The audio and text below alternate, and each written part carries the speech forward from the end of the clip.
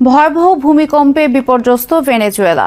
কয়েক মিনিটের ব্যবধানে আঘাত হানা শক্তিশালী দুই ভূমিকম্পে এখন পর্যন্ত অন্তত ১৮৮ জনের মৃত্যু হয়েছে। আহত হয়েছেন ১,৫২০ জন। এছাড়া এখনও নিখোঁজ রয়েছেন ১৫৭ জন। দেশটির ন্যাশনাল অ্যাসেম্বলির প্রেসিডেন্ট হোর্হে রদ্রিগেজ জাতির উদ্দেশ্যে দেয়া ভাষণে হতাহতের এই তথ্য জানিয়েছেন। তিনি বলেন, মানুষের জীবন রক্ষা এবং আহতদের চিকিৎসাই এখন সরকারের সবচেয়ে বড় অগ্রাধিকার। রদ্রিগেজ জানান, আহতদের বিভিন্ন হাসপাতালে ভর্তি করা হয়েছে এবং তাদের চিকিৎসা চলছে। উদ্ধারকারী দল এখনও ধ্বংসস্তূপের নিচে আটকা পড়া মানুষের সন্ধানে কাজ করছে। তার ভাষায়, গত ৩০ বছরের মধ্যে প্রাকৃতিক দুর্যোগের দিক থেকে এটি ভেনেজুয়েলার সবচেয়ে ভয়াবহ জরুরি পরিস্থিতি।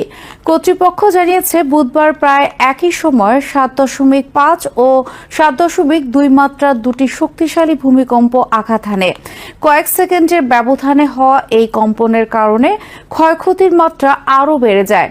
ভূমিকম্পের সবচেয়ে বেশি প্রভাব পড়েছে বৃহত্তর কারাকাস এলাকা এবং লা গুয়াইরা স্টেটে। এছাড়া আরাগুয়া, কারাবোবো সহ দেশের আরও কয়েকটি এলাকায় ব্যাপক ক্ষয়ক্ষতির খবর পাওয়া গেছে। প্রাথমিক হিসাব অনুযায়ী অন্তত ২৫০টি ভবন ক্ষতিগ্রস্ত অথবা ধসে পড়েছে।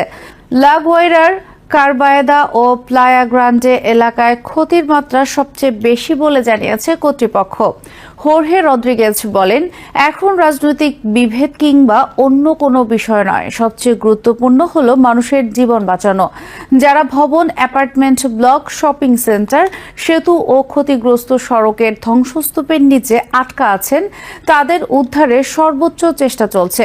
তিনি জানান, ভূমিকম্পের পর এখন পর্যন্ত ১৪০টিরও বেশি ভূকম্পন বা আফটারশেক রেকর্ড করা হয়েছে। এতে ক্ষতিগ্রস্ত এলাকার মানুষের মধ্যে নতুন করে আতঙ্ক তৈরি হয়েছে। ভেনেজুয়েলা সরকারের পক্ষ থেকে জানানো হয়েছে, আন্তর্জাতিক সহায়তাও আসতে শুরু করেছে। আমেরিকা, মেক্সিকো, স্পেন, কাতার এবং জাতিসংঘের বিশেষ উদ্ধারকারী দল দেশটির উদ্দেশ্যে রওনা দিয়েছে। জাতিসংঘের জরুরি উদ্ধার বিশেষজ্ঞরা ধ্বংসস্তূপের নিচে আটকা থাকা মানুষদের খুঁজে বের করতে স্থানীয় বাহিনীর সঙ্গে কাজ করবেন।